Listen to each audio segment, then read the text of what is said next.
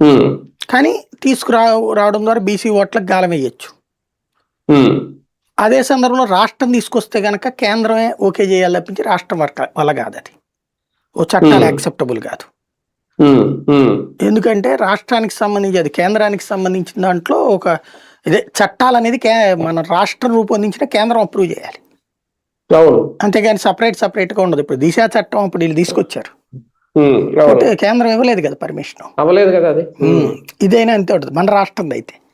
ఉమ్, కేంద్రమే ఉమ్, ఆ చట్టం చేస్తే గనక అమలు అవ్వచ్చు, ఉమ్, కానీ అవును. అది చాలా పెద్ద చర్చకే దారితీస్తుంది.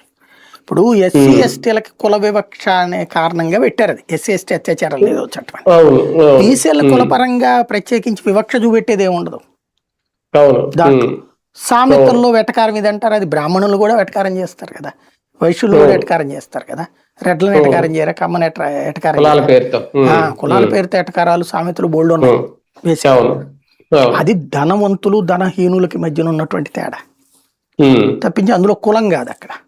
ఉమ్, ఉమ్, అది ఉమ్.